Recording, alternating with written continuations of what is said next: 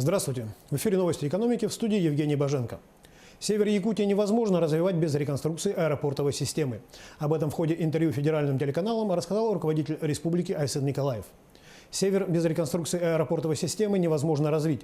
Планы у нас есть. Совместно с Министерством транспорта Российской Федерации мы хотим, чтобы ряд аэропортов, которые находятся в федеральной собственности, были в ближайшие годы полностью реконструированы, сказал Айсен Николаев.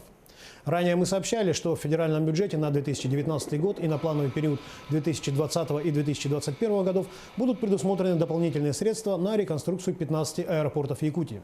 Предполагается, что средства на реконструкцию получат аэропорты Нерюнгри, Нюрба, Сангар, Депутатский, Чержский, Алекминск, Хамдага, Белая гора, Верхневилюйск, Вилюйск, Зырянка, Маган, Уснера, Жиганск и Полярный. Выплаты вкладчикам лишившегося лицензии банка Татта начнутся не позднее 19 июля. Их осуществят Сбербанк и Банк Восточный. Об этом сообщило агентство по страхованию вкладов.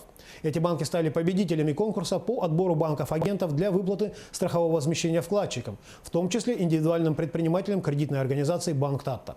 Напомним, Банк России отозвал лицензию банка Татта 5 июля. Как отмечал регулятор, проблемы в деятельности кредитной организации возникли вследствие использования рискованной бизнес-модели, что привело к формированию на балансе значительного объема некачественных активов. По величине активов, согласно данным Центробанка, Банк Татта на 1 июня занимал 220 место в Российской Федерации. Государственная Дума приняла закон об установлении долгосрочных тарифов на электроэнергию в технологически изолированных территориальных электроэнергетических системах. В Якутии к таким системам относятся западные и центральные энергорайоны. Документ дает регулирующим организациям право устанавливать минимальный и максимальный уровни тарифов на электроэнергию на срок не менее 5 лет для энергопринимающих устройств, введенных в эксплуатацию после 1 июля 2017 года. Это особенно актуально для технологически изолированных систем на Крайнем Севере и Дальнем Востоке, пояснил заместитель министра энергетики Российской Федерации Вячеслав Кравченко. Сейчас срок действия подобных тарифов не превышает 1 года.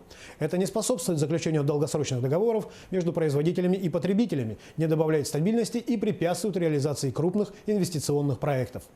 После повышения пенсионного возраста в России максимальный размер пенсии составит около 34 тысяч рублей в месяц, сообщил заместитель министра труда и социальной защиты Российской Федерации Андрей Пудов на заседании Комитета Государственной Думы по труду, социальной политике и делам ветеранов.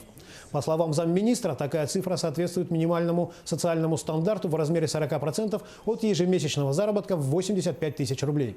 Он также напомнил, что для расчета пенсии берется не последний заработок, а заработок гражданина на протяжении всей его жизни. При средней ежемесячной зарплате в размере 40 тысяч рублей размер пенсии составит около 16 тысяч. Напомним, правительство Российской Федерации внесло в Государственную Думу законопроект, который предусматривает повышение пенсионного возраста в России. Также Госдума приняла закон о повышении требований к страховым организациям в целях защиты прав потребителей. Документ предусматривает поэтапное увеличение минимального размера уставного капитала страховщиков до 300 миллионов рублей со 120 миллионов.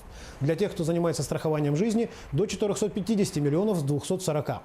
Минимальный размер уставного капитала страховщиков, осуществляющих обязательное медицинское страхование, должен составлять не менее 120 миллионов рублей.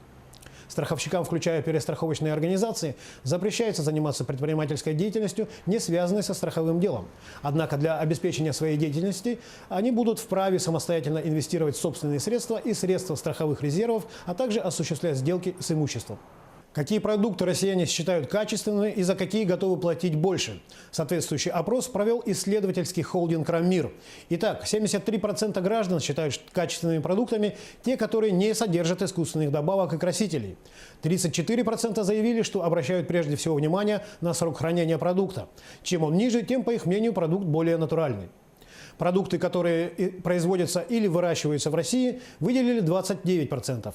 35% опрошенных россиян готовы переплачивать за экологически чистые продукты и продукты без ГМО.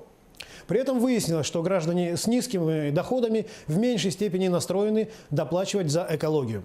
69% опрошенных заявили, что при покупке продуктов в первую очередь обращают внимание на срок годности. На цену сразу смотрят 57%.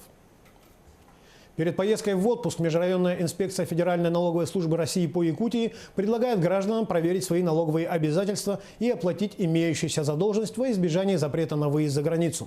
На сайте Федеральной налоговой службы в сервисе «Личный кабинет налогоплательщика для физических лиц» можно получить информацию о наличии или отсутствии задолженности по налогу на доходы физических лиц и имущественным налогам, таким как налог на имущество, налог на землю и налог на транспорт, а также квитанции на уплату налоговых платежей. Вышеназванный сервис дает возможность каждому гражданину обратиться в налоговые органы без личного визита, то есть полностью проконтролировать расчеты с бюджетом, не выходя из дома. На этом все. Оставайтесь в курсе экономических событий на Якутия-24.